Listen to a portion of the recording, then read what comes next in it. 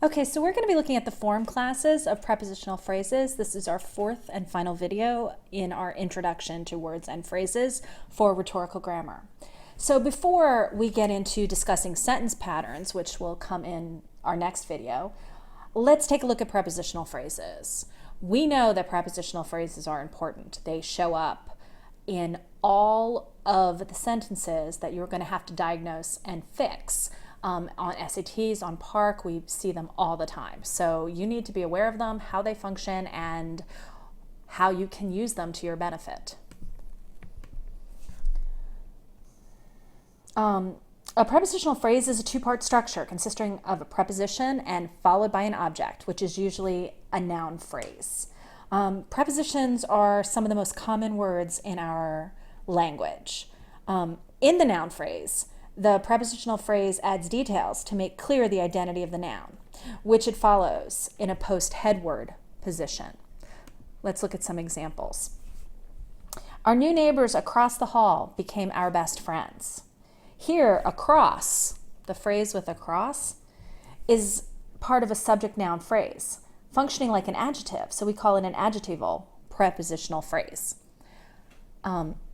The across phrase tells us which neighbors. It could be, our new neighbors across the hall, across the street, around the corner. So these specify which new neighbors.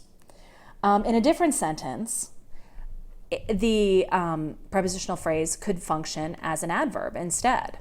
Our good friends live across the hall. This answers the question, where do they live? So it is giving us information about the verb, therefore making it an adverb or an adverbial prepositional phrase. Another example would be the students rested after their long trip. The after phrase functions like an adverb. It tells us when they rested. So in this case, the prepositional phrase is an adverbial. Another way to tell if a prepositional phrase is functioning as an adjectival or an adverbial phrase is to see if it's movable. If it's movable, it's an adverbial phrase.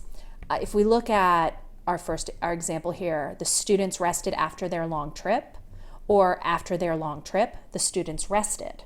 So you can move adverbs around a sentence, and so you can move prepositional phrases that act as adverbs around the sentence, and it still works and it still makes sense.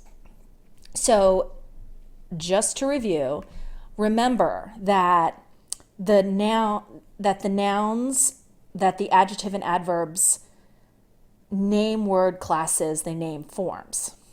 So adjective and adverb name word classes, they name forms.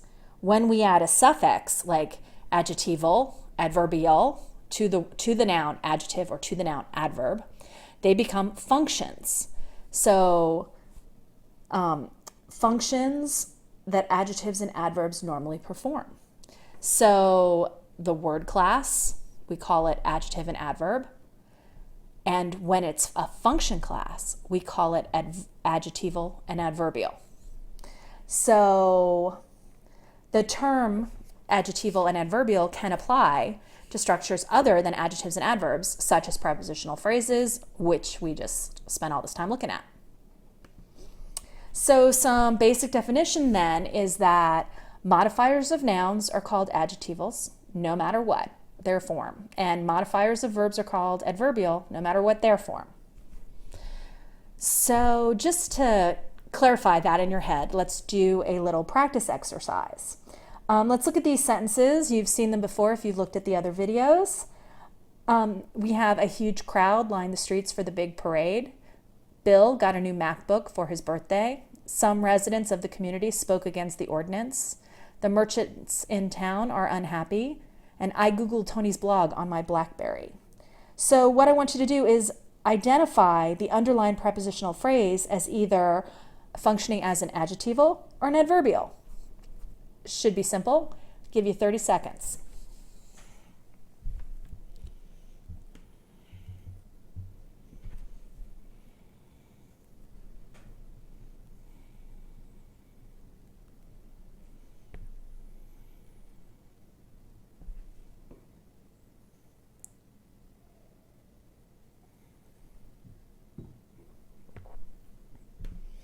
Okay, so here's our answers. For the big parade, functions as an adverbial. For his birthday, functions as an adverbial. Of the community, functions as an adjectival. Against the ordinance, adverbial. In town, adjectival. And on my BlackBerry, adverbial.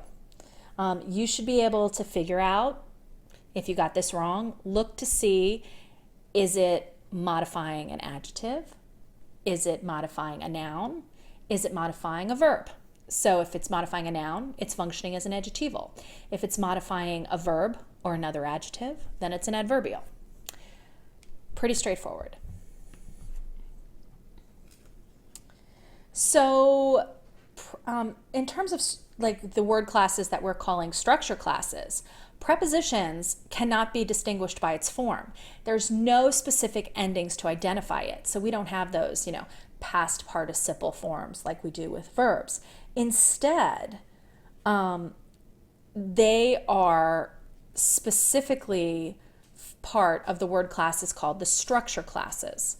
And our structure classes are work towards how they are structured in the sentence. So that has to do with other structure classes include determiners, qualifiers, auxiliaries, which are words such as like helping verbs, and then conjunctions, words like and, or, and but.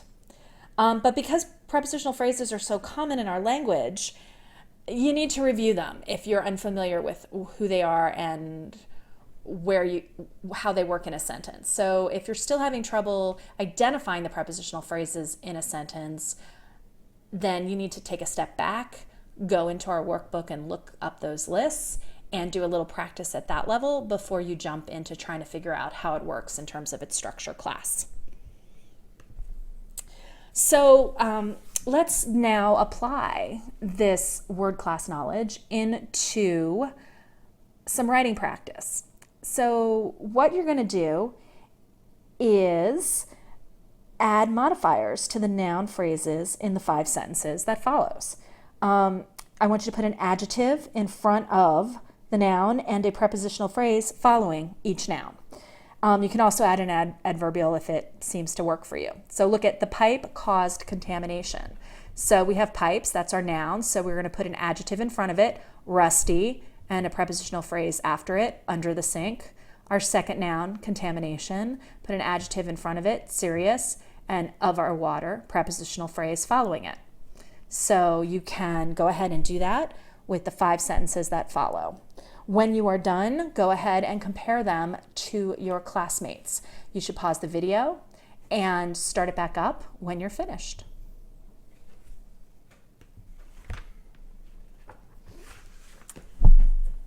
Okay, so we're back. So I want you to think about the wide variety of choices that you make as a writer. Every time you write a sentence on the paper, you deliberately select the noun head word.